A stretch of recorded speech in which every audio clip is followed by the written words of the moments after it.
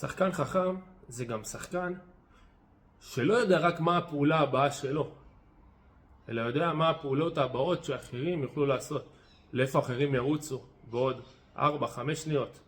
הוא מסתכל, הוא סורק את כל הסביבה שלו כל הזמן, וכשהכדור מגיע אליו לרגל הוא כבר יודע איפה השטח הפנוי, הוא יודע איפה הוא יקבל את הלחץ, הוא יודע איפה הכנף שלו רץ, הוא יודע אם הוא יכול להוריד קיר או להסתובב, וזה הכל רק בזכות פעולה אחת של סריקה. לדעת להסתכל מעבר לכתף, לראות מה קורה סביבי במהלך המשחק. תזכרו, בין קרוב ל-88 דקות אתם בכלל בלי הכדור. תסתכלו עליכם באימונים, תנסו לדמיין את עצמכם באימונים. איך המבט שלנו, באימונים ובמשחקים, איך המבט שלנו כל הזמן עוקב אחרי הכדור.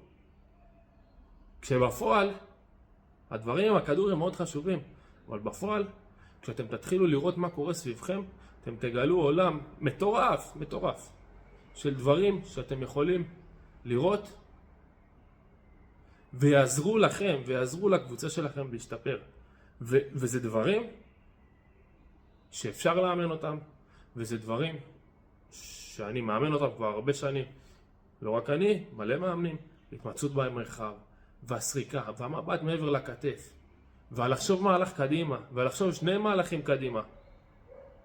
זה דברים שהם סופר חשובים כדי לעזור לכם להשתפר. תחשבו על זה, איזה הבדל זה שאני מקבל את הכדור לרגל ורק אז אני מתחיל לחשוב מה אני עושה.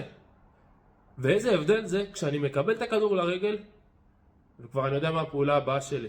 והשחקנים היותר חכמים מקבלים את הכדור לרגל וכבר יודעים 2 פעולות או 3 פעולות קדימה. זה השחקנים הממש חכמים. זה דברים שאפשר לאמן, זה דברים שאפשר לשפר, זה דברים שאפשר להתקדם בהם.